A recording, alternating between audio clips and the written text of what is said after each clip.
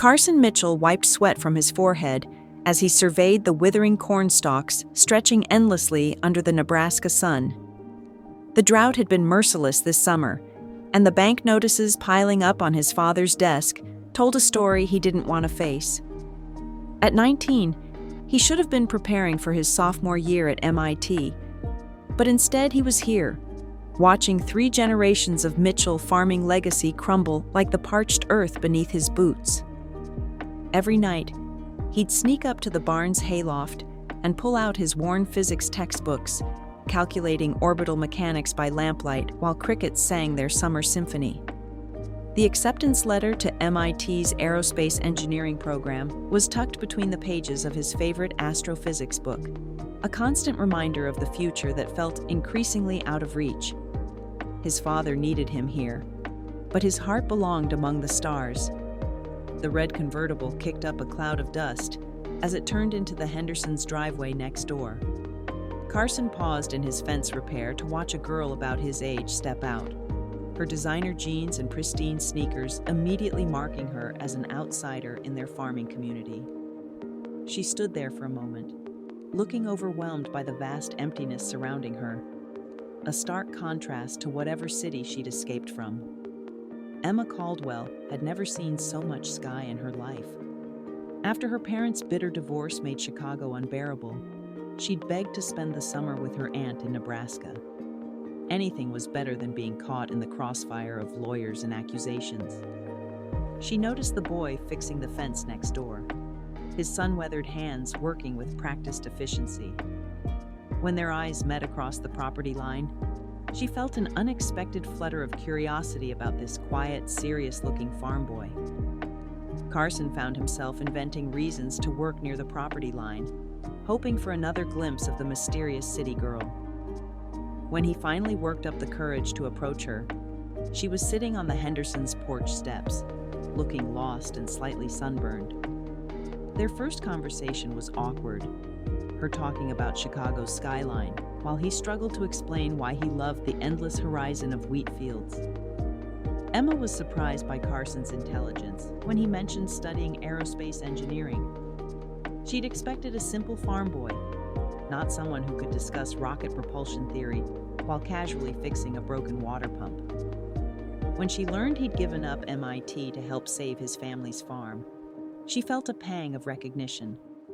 They were both sacrificing their dreams for family obligation, just in different ways. As the evening stretched on, she found herself genuinely enjoying his quiet humor and the way his eyes lit up when he talked about space. The summer days developed a rhythm as Emma began helping Carson with smaller farm tasks, trading her manicured hands for calloused ones. She discovered an unexpected satisfaction in physical work and the simple pleasure of watching things grow. Carson, meanwhile, found himself opening up to someone who didn't see farming as his only possible future. When she asked him to explain constellations, he felt his passion for astronomy reignite under her genuine interest. Their evening walks became a cherished routine, meandering through cornfields while Carson pointed out satellites and planets. Emma shared stories of her parents' crumbling marriage and her fear of ending up as bitter and trapped as they seemed. Carson confided his guilt about wanting to leave the farm that had sustained his family for generations. They were both caught between duty and desire, finding solace in someone who understood the weight of impossible choices. Emma had been dreading this conversation for weeks. As they sat by the creek that bordered both properties, she finally revealed the truth about her trust fund, money that would become available on her 20th birthday. It was enough to save the Mitchell farm, and then some. Carson's reaction wasn't what she'd expected. Instead of relief, she saw something that looked almost like betrayal cross his features. Carson felt as if the ground had shifted beneath him. The girl he'd grown to care about wasn't just a refugee from a broken family. She was wealthy beyond his imagination. The money could solve everything, but accepting it would mean admitting defeat, acknowledging that he couldn't save his family's legacy on his own. Worse, it would create a debt he could never repay, potentially trapping him on the farm forever. the stars suddenly seemed farther away than ever. The revelation created an uncomfortable tension between them. Carson threw himself into farm work with renewed intensity, as if he could somehow make the numbers add up through sheer determination. Emma watched him push himself to exhaustion, recognizing the stubborn pride that made him reject her potential help. She'd fallen for this earnest, brilliant boy who dreamed of rocket ships, and now her money threatened to become a wall between them. When Carson's father suffered a minor heart attack from stress, the medical bills added another layer of urgency to their financial crisis. Emma agonized over watching the family struggle when she had the means to help. Carson, meanwhile, grappled with watching his father's health deteriorate under the pressure of keeping the farm afloat. The weight of responsibility felt heavier than ever, and MIT seemed like a selfish fantasy he needed to abandon completely. Carson found his father in the barn at dawn, staring at foreclosure papers with hollow eyes. 3 generations of Mitchell farming would end with him if he couldn't find a solution within 30 days. The conversation that followed was one of the hardest of Carson's life. His father finally admitting that maybe it was time to let go, to sell what they could and start over somewhere else. That same morning, Emma made a decision that surprised even herself. She called her lawyer and began the process of accessing part of her trust fund early. When she told Carson what she'd done, his reaction was explosive.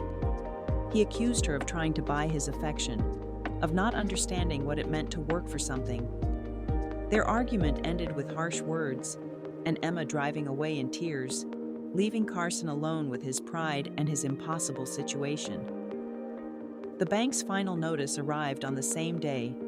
Carson received an email from MIT's financial aid office, offering him a full scholarship if he could start the fall semester. The irony wasn't lost on him. His dreams were finally within reach, just as his family needed him most. He spent that night in the hayloft, surrounded by his physics books, trying to calculate a future that made sense. Emma hadn't spoken to Carson in a week, but she couldn't stop thinking about him. Her aunt helped her understand that Carson's pride wasn't about rejecting her personally. It was about maintaining his sense of self-worth in impossible circumstances. Meanwhile, Carson's younger sister Sarah confronted him about his stubborn refusal to accept help, pointing out that sometimes love means letting others care for you, even when it hurts your pride.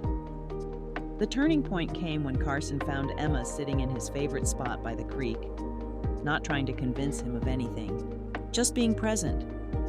They talked through the night about fear, pride, and the different ways people show they care. Emma finally understood that offering money wasn't enough. She needed to offer herself, her commitment to this place and this life, if they were going to build something real together. Carson realized that accepting Emma's help didn't have to mean giving up his dreams permanently. They could save the farm, ensure his father's health and security, and then figure out how to pursue aerospace engineering together, maybe through state schools, online programs, or delayed admission. The path might be longer and more complicated, but it didn't have to end in either complete sacrifice or complete selfishness. 6 months later, the Mitchell farm was thriving under a partnership structure that allowed Carson's father to maintain ownership, while Emma's investment provided the capital for modernization and expansion. Carson had deferred MIT for 2 years, planning to study agricultural engineering first, a compromise that would let him bring new technology to farming while keeping his aerospace dreams alive for the future. Emma had surprised everyone, including herself, by discovering a genuine love for rural life and agricultural innovation. She and Carson spent evenings planning not just their relationship, but how they might revolutionize farming through technology, maybe even developing agricultural satellites someday. As they watched the sunset paint the Nebraska sky in brilliant oranges and purples, Carson realized he'd found something better than his original dream, a future that honored both his roots and his aspirations, shared with someone who understood both the pull of the earth and the call of the stars.